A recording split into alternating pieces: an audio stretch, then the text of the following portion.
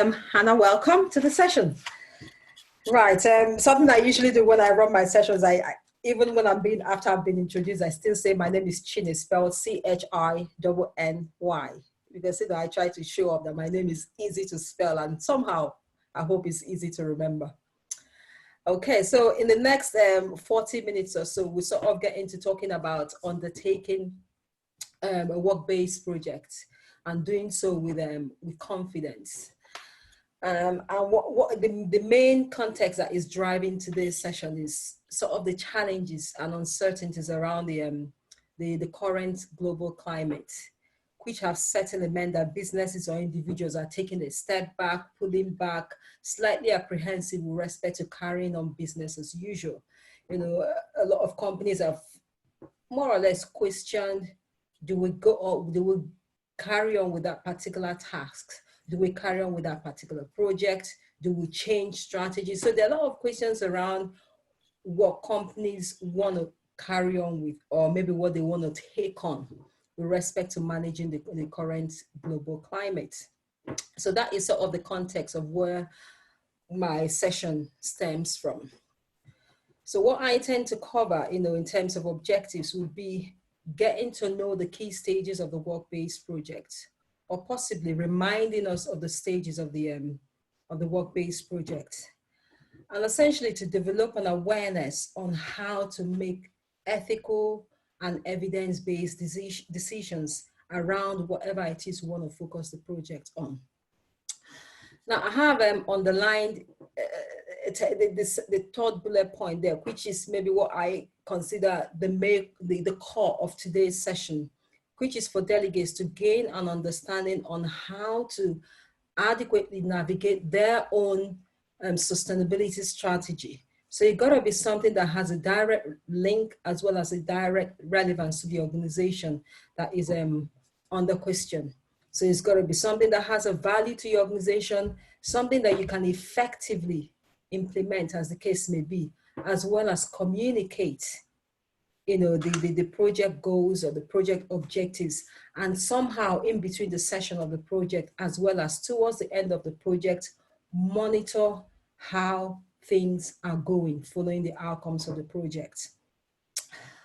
One of the things I would really encourage delegates to do is to actively question and reflect on your own work practice. What is it I'm currently doing, or what is it I've done without particularly thinking in the past?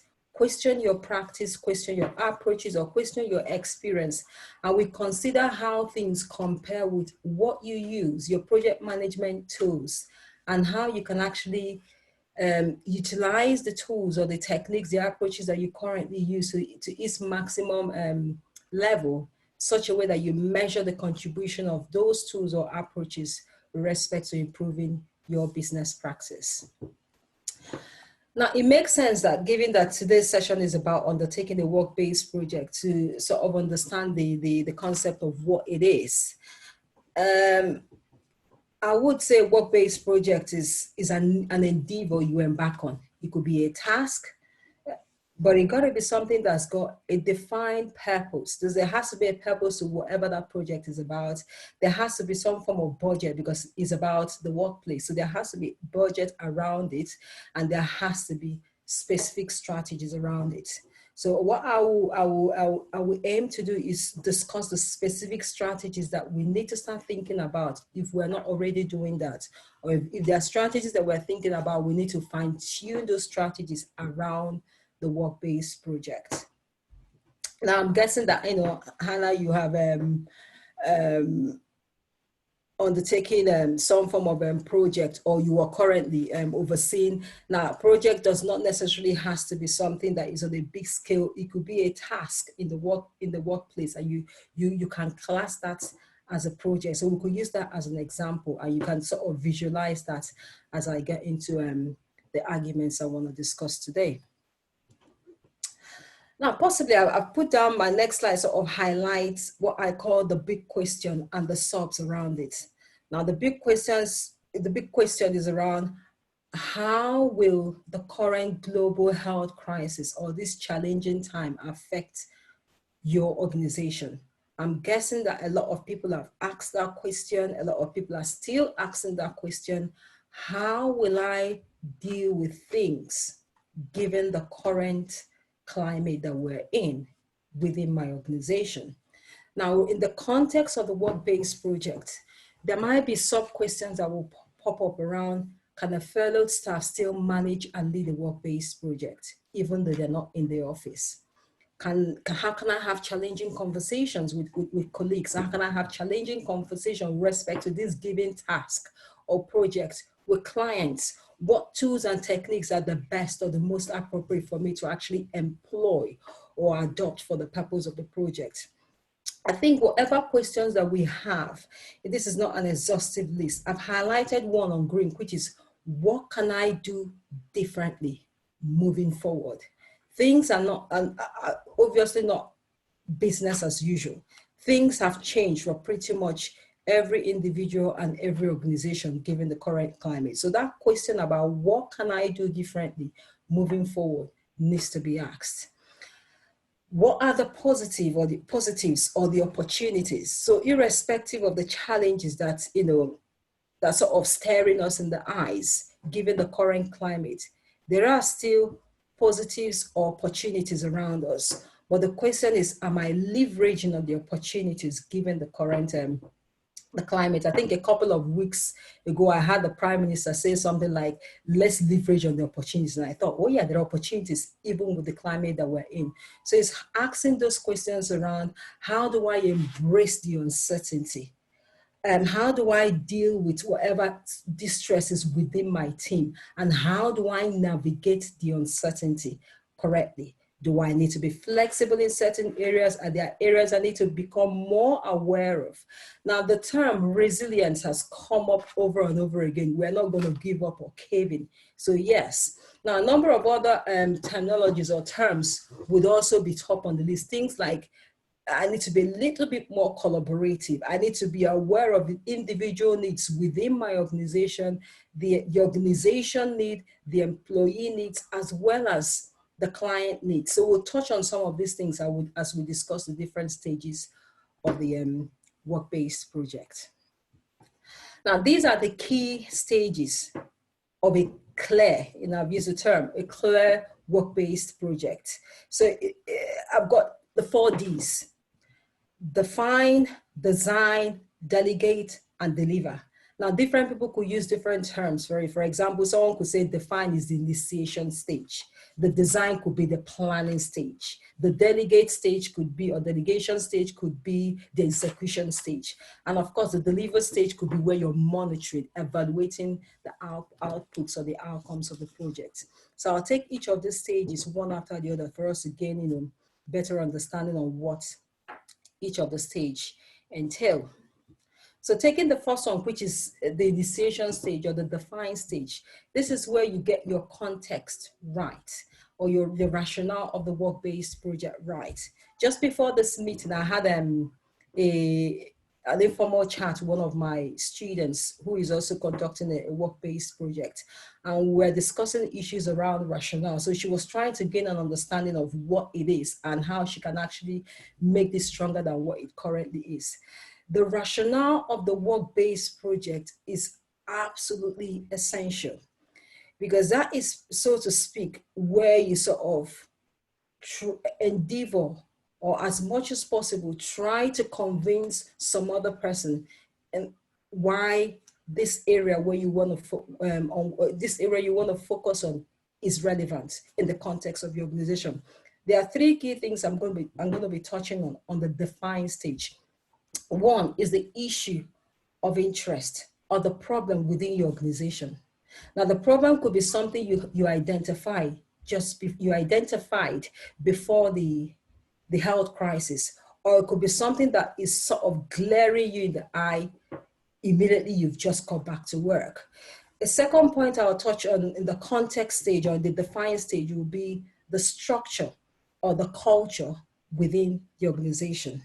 I would also talk about, within this stage, the solution, the benefits, or the success strategies within the organization. So let's take the interest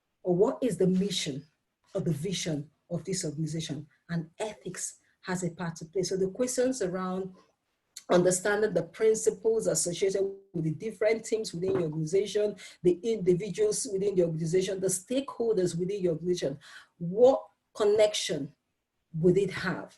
Now, someone could question and said, oh, Chinny, isn't that for a big scale project? Not necessarily. Even for a simple task you're doing and you're sort of using that as your work-based project focus, that could still be looked at in the context of the teams within your organization.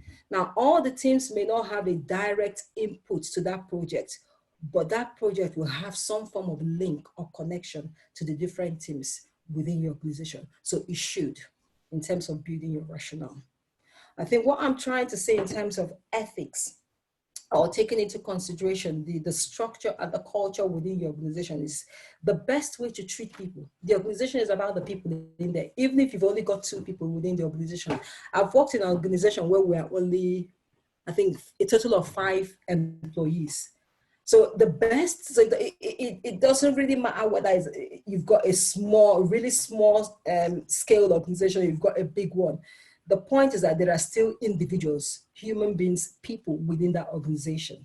So the best way to treat the people as you get on with what you want to conduct, focus on for the project, is to be honest with them. Create an adaptable and transformative atmosphere by your honest and consistent project outputs. I'm going to be talking about the next 3 stages of the work-based project. So at each point, it requires your getting the team or the organization on board, keeping them in the loop of what is happening. And I'm guessing that is what most organizations are doing now anyway. So different organizations are having different strategies, putting different systems in place to get employees back in the workplace. So there has to be, particularly the times that we're in, that consistent and honest communication with the people in that organization. That is exactly what you want to do with this task or with this project that you're undertaking. Now we're still within the first stage, and the final point within the first stage, which is the defined stage, is the success of your work-based project. Now there might be questions around, oh, why am I thinking about the success now? I thought the success would come at the end.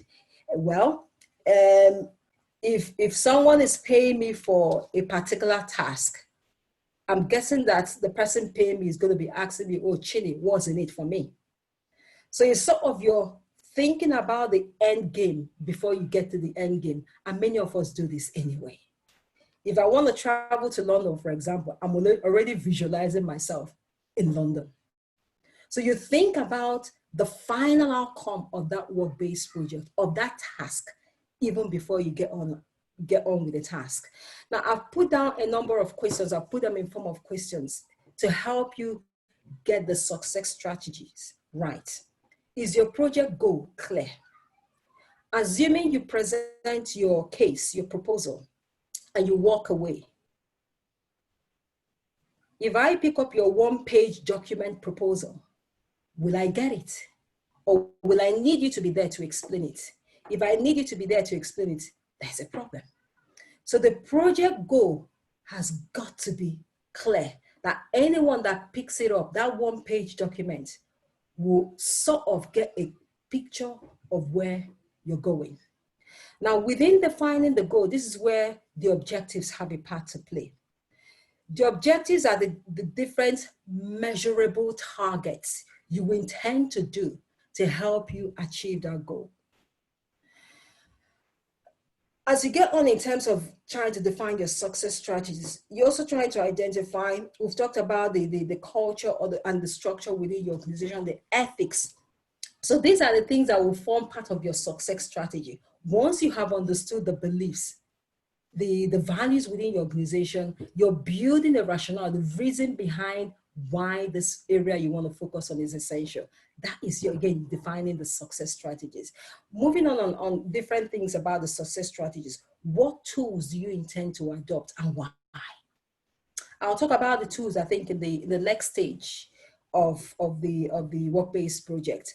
And also you're thinking about who should be involved. So part of defining your success strategy is working out who and who. If you've only got 5 people within your organization, at what point in the project execution would you involve maybe 1 or 2 people within the organization? How would you communicate your ideas to them? How you may want to communicate your project idea to your boss may likely be different to how you will communicate it to a subordinate. So these are strategies you're putting into place. That is success strategy. Identifying the different stakeholders and how you're going to communicate the different stages of the project to the different people involved or not involved. The final point in terms of defining the success strategy, and I'll pick this up again in the final stage of the Workbased project, are the measurement, evaluation, and monitoring strategies. These should not stand in isolation. They got to match up the goal, the thing you defined right at the beginning. So there has to be that connection between what you're measuring when you finish the project, what you're evaluating in terms of having implemented a change following the outcomes of your project. How would you monitor it? What performance indicators do you intend to use? Okay, I'll put a pause there and I'll pick this up again in the final stage of the Workbased project. So we've talked about the first stage, which is the define, the context, and the rationale. The second stage is the design stage. The design stage is essentially where you, as the person possibly leading the task, has a big part to play. So you sort of define your role to yourself. What are the different things I need to do, and who do I need to involve? What parts do they have to play? The variables within the project, this is where you begin to think about it in the second stage, the design stage, what someone might call the planning stage. The skills required. Now I'm going to show us a slide shortly that sort of highlights a number of skills. And my guess is that we would have many, if not all of those skills. So maybe it's a question of sort of uncovering those skills again, harnessing those skills for that particular task. And of course, I'll talk about the tools and techniques that you may want to consider as you get on with the project. Remember, this is the design stage. You haven't quite started executing the project yet. You're still trying to sort of bring in the different things that you require and demonstrate the connection between the different tools or people that might be involved in the project. So let's take the project manager, you, the person driving the project, or you, the person leading the project. Again, I said initially, and I will say it again, it does not have to be a big scale project. It could just be me undertaking a task. And because I'm the one that has my name on that task, involving other people might just be a communication, a quick 10 minutes meeting. So the project manager, or you, the person leading the project, has got to define the scope, the objectives, and the measurable targets of the project. If you're working to have a conversation with your boss, you have to a significant degree, have gained an understanding on what the scope of your project is or should be.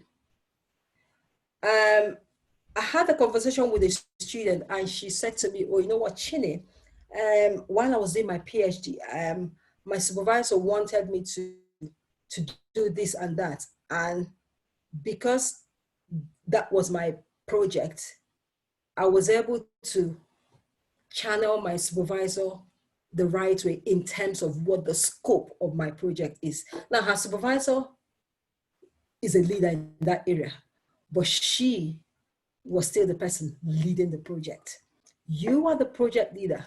So when you're having that conversation, or if you have that conversation, even with your superior or your boss, you need to a significant degree, know the scope, the boundaries that should surround that project. Now, that is not to say that you're not open to discussions or suggestions, as the case may be, but you need to be able to define the boundaries around your project. A second point in terms of your role as a project leader would be scheduling the steps, the timings required to meet the different objectives associated with the project. Remember, we said the objectives has to be measurable, and something that is measurable means you have to work out, is it working? When do you want to have finished that by? Cost. In my definition of what a work-based project is, I did say that the work-based project is an endeavor, a task, or something you do within specified budget. So some idea of the costing element is your role as a leader of the project or as a manager of the project. The two final points there is about the resources. The resources could be about the people, about the tools, about the equipment. So it's sort of matching them all right. And as well as communicating with the stakeholders or the people that might be involved. Now, communication may also entail you having some conversation, and in fact, it should, having some conversation with the client. Now, it may not be a direct conversation. It could be you sort of gaining an understanding on what the client wants. This is where the point about user requirements comes into play. So if and when you're having that conversation with your superior or your boss and they're questioning, why do we have to bring in this now? So you've got to be in a position where you say, you know what, given the clients that we have, given our clients base, this is what their needs are. Because you've had some level of communication with them. Remember I said it may not be directly, it could be based on your past experiences with that client. So there is some communication going on there. And this is your role as the project manager or the project leader. The second element within the second stage, the define stage, are the different variables. Now, what I've tried to do with this slide is to sort of separate them into the defined variables and the undefined variables. And knowing these right ahead of the game is great. Okay. So the defined variables are things that you have significant control over, okay? Now, you have control over the scope of your project. It may change. And the reason I'm saying it may change is change is under undefined variables. If change happens, what can you do with your manageable scope? You know when you want to complete your project by. So there is no tax is unlimited timing. So there has to be a time frame associated with that. Okay, so questions around when do you want to complete that by? I'm not sure actually. We have to have some indication, and I'm sure within businesses there is always some indication of the time. So that is one of the key defined variables. So if things don't quite work out in between, you're still right on top of the game. You might move the time a little bit further, but you're still in control of it. And then the cost, again, cost is another element I'm bringing up. It has to be known in defining the budget of the work-based project. And of course, the resources involved, the people, the equipment, materials, facilities, and so on. So the different tools that are required to help you execute the project, those are your defined variables. The undefined are things that you don't have control over, but you know they're there. So everyone knows that change, I'm guessing everyone in the room knows that change is something that somehow happens. We may not have control over that, but we're aware. Risk is the uncertainty around the different defined variables. So I'll come back on risks. So I'll leave it for now. I'll take a pause on that. I'll come back to risks shortly. And then of course the stakeholders, you see, I would have the same kind of control over what I do, not necessarily over what other people do. So I have defined the resources in terms of my defined variable, the people that have been involved. But in terms of them executing their different functions, sometimes I don't have absolute control over them. So which means in defining the scope or the resources around the project, I need to take into consideration there could be some level of lack of control when it comes to the people involved. So you're aware of this as a possible challenge and put in mitigating measures on how to deal with that. And of course, I think the environment is something that I'm guessing we can all agree with that. That is something that you don't have total control over.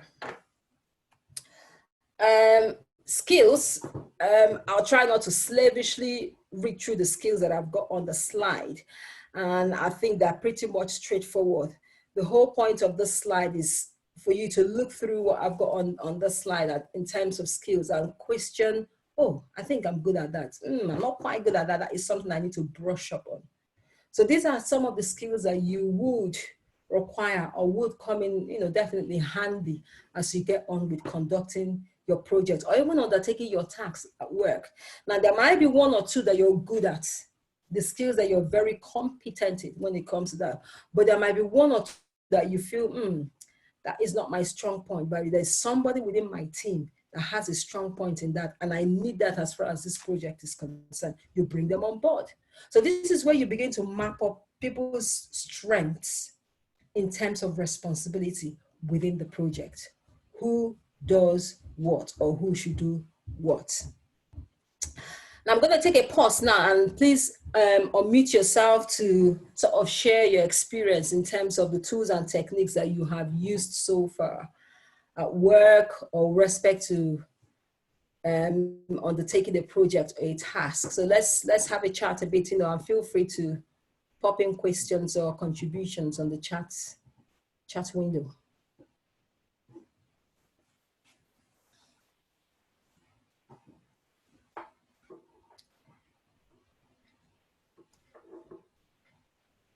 Caroline, Hannah, if you want to unmute yourself and share your experiences, you're very welcome to. You can either use the chat function if you prefer.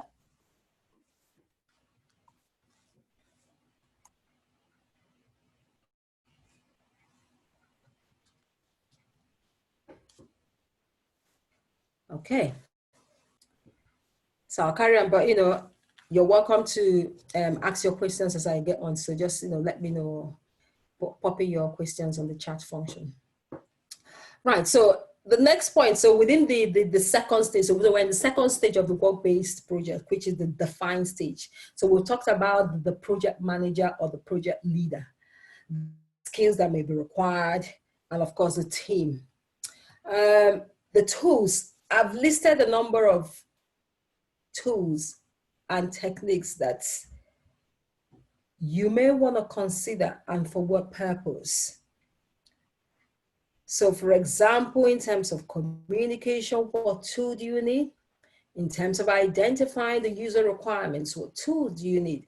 Now, some of the things, at least 50% of the tools I've got on the slide, I'm guessing that there are tools that we have some familiarity with. Smart Technique is a popular one, the Microsoft Excel, SharePoint, Microsoft Project. So there are a number of things I've got in there that will be things that you're already familiar with. I think where maybe it becomes a puzzle is, why are we not using these tools since we know they're there? So for undertaking your normal day-to-day task, or for undertaking that task that you consider to be a work-based project, utilize these tools, because I'm guessing that they're already readily available to us, and explore some other ones that you haven't actually delved into.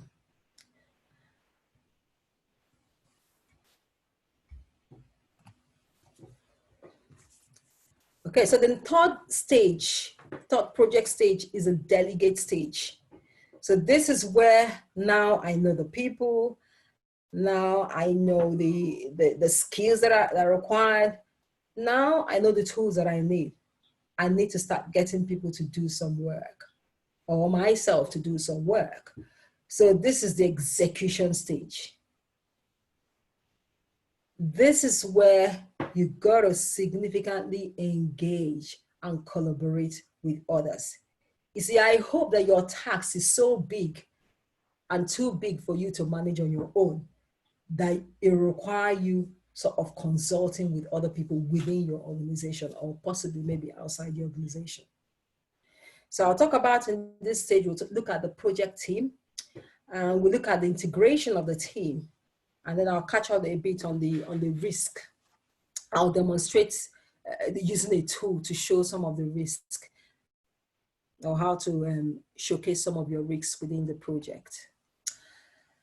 Right.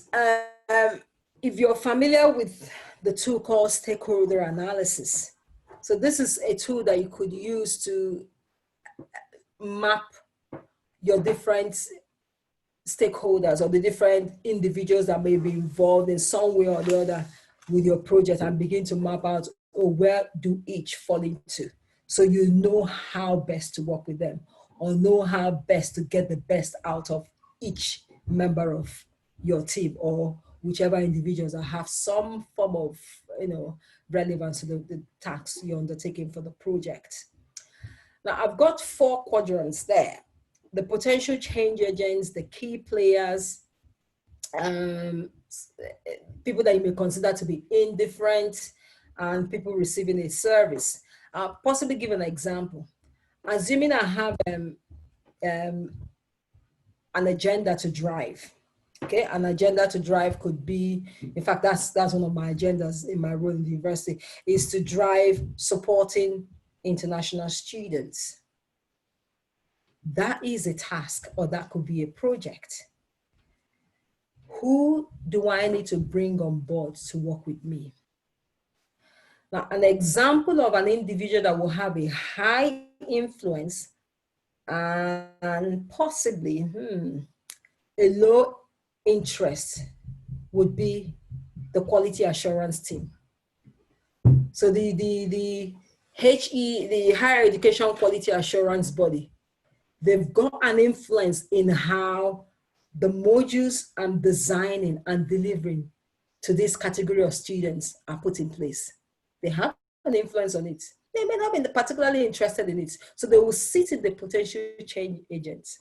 Another people that could sit in the potential change agents, as far as my task is concerned, and we get in the context of education, would be the research excellence framework. So the body that is that oversees research excellence within the university, they have a high influence in terms of want to see whether there's some form of research element in terms of the modules I'm designing or some of the things I'm trying to execute. They may not have an interest. So these are examples of potential change agents. A key player, someone within that may have a direct link to my project or my task, that has an influence, a high influence and a high interest, could be the vice chancellor. It could be the students. In fact, it will be the students. The students will have a high influence because I am taking into consideration the learning needs of these category of students in designing my program. So they have an influence in it. They also have an interest in it. It got to be something that sparks their interest, something that they want to buy into, something that they want to get enrolled into. So they have an interest and they have an influence. An example of an individuals or a team that could be indifferent, maybe they have a low influence and a low interest, could be another department. So for example, I work within the business school. So whatever I'm designing, because the business school has a high number of international students. Now, the faculty of health within the university may not have a lot of international students. So they may not have so much interest on what I'm doing and so much influence. They have an interest and they have an influence, but not as high as, and not so much high interest and not so much high influence. I think what I'm trying to do with this tool is to help you to begin to categorize or group the different individuals that will have a part, or that you think should have a part to play within the project. And of course, someone that will have a high interest and a low influence will be the competitors. So they're interested in what I'm doing. Let's say other HEIs, other universities. They don't have big influence on what I'm doing, but they're interested.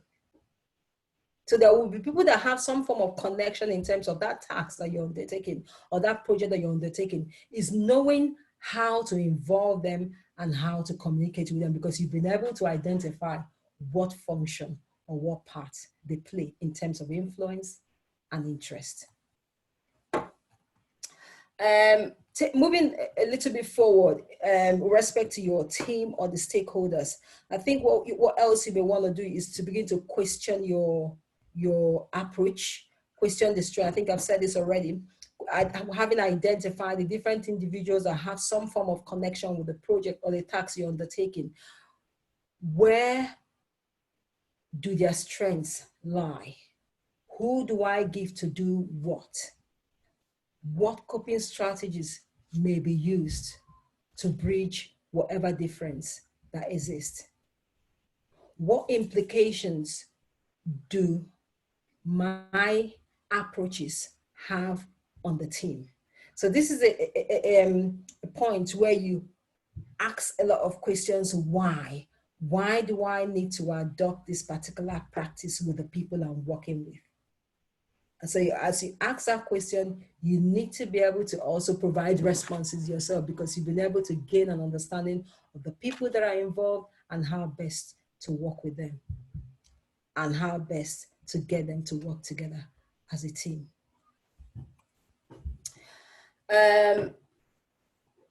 Just a quick show on how you may want to assess the risk within your project, or possible risks that may exist within your project. So it's a question of sort of planning ahead of the task. If this happens, what do I do?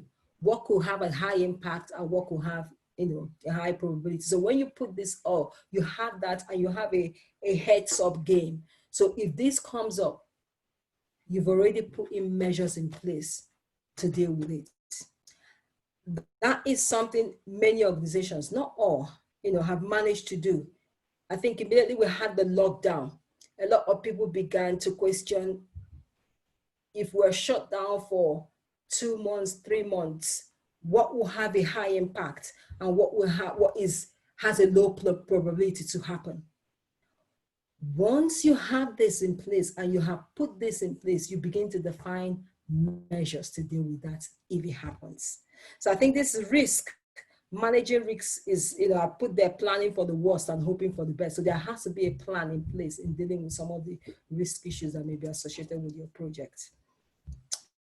I've got the final stage of the project, which is the communicate. Now, communicate is not, obviously you would have noticed that communication is something that goes on right from the beginning of the define, the design, and the delegate. But it's sort of very much obvious in the final stage where you're sort of communicating the project outputs. And the 3 things I want to highlight in this final stage of the project, which is the deliver stage. How do you plan to actually communicate the outcomes of your project at different stages? The purpose of any fantastic business case is communication. I recall when I started my PhD, I said to my supervisor, you know what, anyone can actually do the PhD, but the challenge lies in putting that report together so that anyone that picks up the report can actually smell the hard work. So communication is key. I think maybe essentially, no matter how excited you are about a particular task, you got to work out how to translate or transfer that excitement to other people via communication. So essentially, be confident in communicating changes. Okay, this is a time where, changes is, pretty much paramount. So being confident to communicate when changes have occurred in the course of your project is something you got to get good at and be comfortable with doing. A few more points just before we wrap up the session. Within the deliver stage, the final stage of the project, remember when we had the success strategy at the beginning, at the define stage, we did say something like having some measurement parameters, some evaluation indicators, and so on. So this is where you begin to put those things at work. Have some metrics on how you're going to check if this happens, if I put this in place, if I implement this change, how do I know that this is actually working? So it's one thing to undertake a project, but it's something else to actually use the outcomes of that project. My project objectives hold no value if I can't actually use it. I'll show us an example, a bit of what I'm trying to say. So this is an example of, on the left and on the right hand side, where you might begin to put in some parameters. How do I measure that communication is working in terms of, are people communicating the changes that have arisen from conducting this project? Are people sort of working together and making other people aware? So that could be orientation. How is the leadership on board in terms of what we are doing? So this could be different parameters you want to measure, you want to monitor. The hierarchy that I've got on the green triangle, so I've got different stages. The first one, I'll quickly explain what that means. The first one is the first level, which is the survival. This is where you sort of meet the client needs. So that task you're undertaking, if you're working within an organization, you have clients. For example, the university students are clients. So that is the first stage, the first level is the survival mode. This is where you meet the customer needs somehow, and they're satisfied. So you get satisfied customers. The success level is where you sort of meet the desires. You've met my desires, so you're going to keep me as a client. Sometimes you have students coming back after they've done their first degree, their BSc, they come back and do a master's because maybe there's a desire that have been met. So that's the success level. Now, the final level, which is the third level, is this transformation level. This is where you have students that have done maybe a BSc, they've done their masters, and they've gone out to bring in family members. You need to go to University of Wolverhampton. That is the third level because you have met all recognized needs. Now, these are levels you have to get into. So I think maybe the one that is quite close to heart is the survival level where we meet the customer needs. And I hope every one of us will be at that level. But you need to get to the stage where you're moving up. And to get to the stage where you're moving up to the next, up to the transformation stage, where you get students doing your marketing, or your clients, sorry, the clients doing the marketing for you. So that's where you have the concept of word of mouth. People go out and talk about your organization because you have met unrecognized needs. And for us to get to that, we've got to have some indicators of some parameters for measuring, for evaluating, and for monitoring. What are you questioning and what are you willing to settle with? The next 3 slides is sort of a summary of what I said. You would notice that this slide simply showcases the 4 stages of the work-based project. So your plan, the plan that you put together for that task that you intend to undertake, or that project you intend to undertake, should essentially capture the defined stage, the design strategies, the delegation strategies, and of course the delivery strategies. So these are the things that we've talked about anyway. So this, I think what I'm saying is these are questions you ask right at the beginning, even before you get to those different stages. These questions have got to be asked. Finally, as you or your organization gradually gets back into work, or you continue with the swing of things in the light of our new policies or new governmental policies, I think it's important that we look back and reflect on what we have achieved. Now, you may look back and you're, I'm not sure, Chinny. We have achieved, just having your head well above water is an achievement on its own. There's no doubt that the past few months have been a challenge for everyone. But it has an opportunity it has uncovered for us, is the power for us to work together. So let's hope that the following months will bring some normality. And how do we get to do that? One way to do that is let's work together to increase our abilities, resources, and rewards. So you need to be able to look outside yourself, outside the organization. Who can I work with to get this done? Synergy is important. On that note, I'll wrap up the session and of course give us an opportunity to ask questions or make some contribution. Thank you. Thank you very much, Chinny.